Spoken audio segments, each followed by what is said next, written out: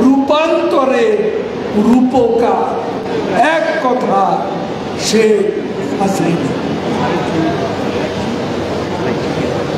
এই রূপান্তরের রূপকার হচ্ছে শেখ হাসিনা।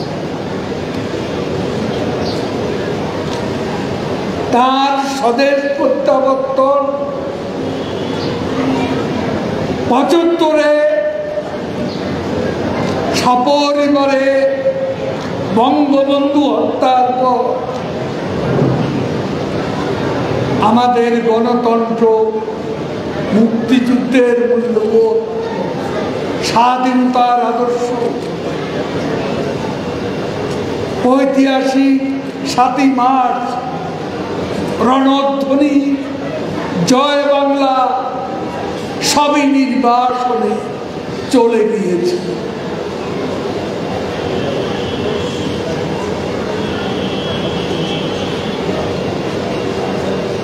শেখ হাসিনার স্বদেশ প্রত্যাবর্তন আমাদের গণতন্ত্রের প্রত্যাবর্তন। শেখ হাসিনার স্বদেশ প্রত্যাবর্তন স্বাধীনতার আদর্শের প্রত্যাবর্তন।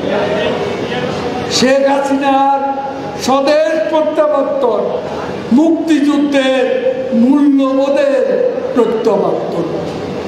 শেখ হাসিনার স্বদেশ প্রত্যাবর্তন মুক্তিযুদ্ধের রণধ্বনি, জয় বাংলা স্বদেশ প্রত্যাবর্তন। এটাই হলো সত্য। তিনি এসেছিলেন বলে গণতন্ত্র শৃঙ্খল মুক্ত হয়েছে। তিনি এসেছিলেন বলে আমরা ৭ই মার্চ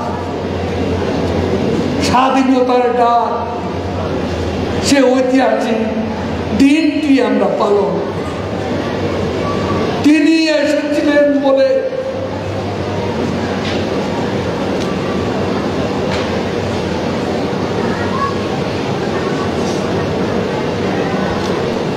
যুদ্ধাপরাধী, মানবতা বিরোধী অপরাধীদের বিচার। তিনি ফিরে এসেছিলেন বলেই বঙ্গবন্ধু হত্যা বিচার কাজ সম্পাদন করেছে। শেখ হাসিনা ফিরে এসেছিলেন বলে বাংলাদেশে গণতন্ত্র শৃঙ্খল মুক্ত হয়েছে।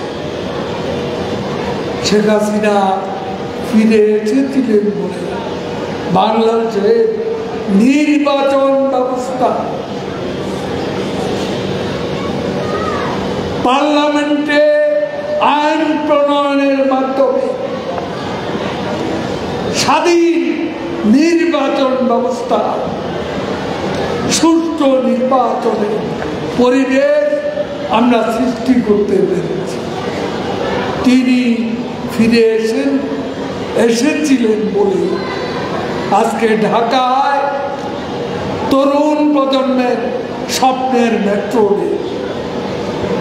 তিনি ফিরে এসেছিলেন বলেই নিজের টাকা আমরা পদ্মা করতে পেরেছি। ঢাকায় এলিভেটেড এক্সপ্রেস 2-2.5 ঘন্টা সময় লাগত উত্তরা থেকে ঢাকা। এখন ফার্ম গেট থেকে এয়ারপোর্ট 8 থেকে 10 মিনিট। শেখ হাসিনার অবদান। আমি ঈদের আগে 10টি ফ্লাইওভার উদ্বোধন করেছি, গাজীপুর থেকে টাঙ্গাইল পর্যন্ত। আজকে বাংলাদেশে যেখানেই যাবেন আধুনিক রাস্তা, পাহাড়ে যেমন সমতলেও এই কাজগুলো আজকে কে করেছে? শেখ হাসিনা ফিরে এসেছিলেন বলে বাংলাদেশ এই পরিবর্তন চোখে পড়ছে। এ সত্যকে যারা অস্বীকার করে তারা দিনের আলোতে রাতে অন্ধকার, তারা ঈর্ষায় হিংসায় জ্বলে যাচ্ছে। তাদের পছন্দ হচ্ছে না চট্টগ্রামে বঙ্গবন্ধু শেখ মুজিবুর যে টানেল কর্ণফুলীর তলদেশে নির্মিত হয়েছে, দক্ষিণ এশিয়া আর কোন দেশে নদীর তলদেশে এ ধরনের টানেল এটা সম্ভব হয়েছে সে হাসিনার মতো নেতা আমরা পেয়েছি। বাংলাদেশের জনগণের ভাগ্য পরিবর্তন শেখ হাসিনাই করেছে। এর আগে যারা ক্ষমতায় ছিল তারা নিজেদের ভাগ্যের উন্নয়ন, পকেটের উন্নয়ন করেছে। শেখ হাসিনা মাথার চুল থেকে পায়ের নখ পর্যন্ত একজন সত্যিকারের সৎ, তার সততা আজকে সারা বিশ্বে প্রশংসিত হচ্ছে। আমরা আজকে আমাদের জাতীয় অর্থনৈতিক পরিষদের সভা ছিল। দেশরত্ন শেখ হাসিনার সভাপতিত্বে আমরা একটু দেরিতে, আমি কামাল ভাই আমরা ওখানে ছিলাম, একটু বিলম্ব হয়েছে আমাদের আসতে। এখানে অনেকে কষ্ট করে অনেকক্ষণ ধরে বসে আছে। আমি তাদের কাছে অনেক চাকরিত এই বিলম্বের জন্য দুঃখ প্রকাশ করছি। আমি আজকে আর সময় নিতে চাই না, শুধু বলবো আপনারা আমাদের নেত্রীর জন্য দোয়া করুন। বাংলাদেশকে তিনি আরো এই বয়সেও, যিনি 3.5 ঘন্টা ঘুমান, আজকে 3 ঘন্টা বৈঠক করলাম, যাওয়ার সময় বললেন যে আমার এখনো 10টা প্রোগ্রাম হাতে আছে, যেটা আমাদের পক্ষে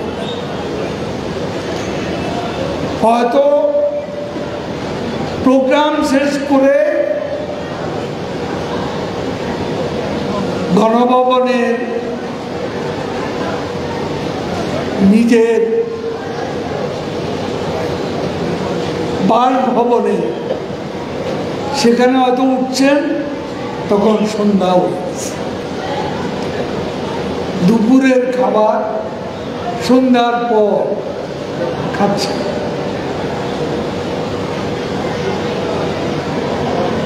এভাবে তিনি দেশের মানুষের ভাগ্য উন্নয়ন করছেন। আজকে নেত্রীর জন্য সবাই দোয়া করবেন, এটাই আপনাদের কাছে অনুরোধ। আর আমাদের উপকমিটি সামান্য আয়োজন করেছে, সেখানে আমরা এখানে কিছু খাদ্য সামগ্রী বিতরণ করব। আরও কয়েক জায়গা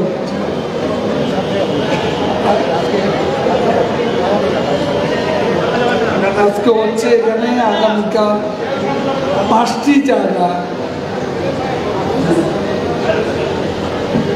সাংবাদিকরা একটা প্রশ্ন করেছে,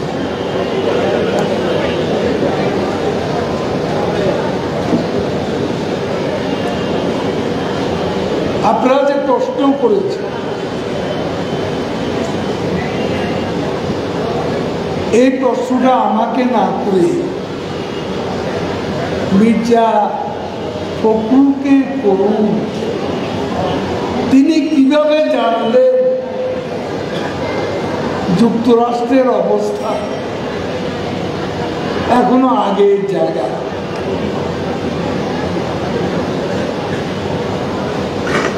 ডোনাল্ড লু যিনি সহকারী পররাষ্ট্র, তার বক্তব্য কি ফখরুল সাহেব শুনাননি? ফখরুলের প্রশ্নের জবাব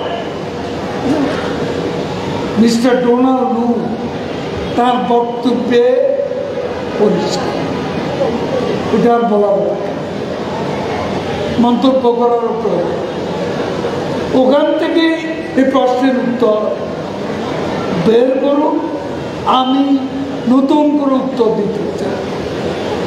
যুক্তরাষ্ট্রে কথা বলেছেন অবস্থা, সেই অবস্থান ব্যাখ্যা করেছেন যুক্তরাষ্ট্রের একজন সহকারী।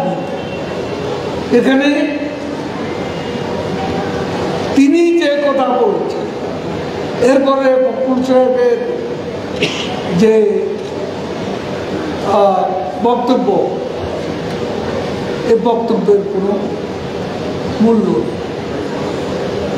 সবাইকে ধন্যবাদ। জয় বাংলা, জয় বাংলা।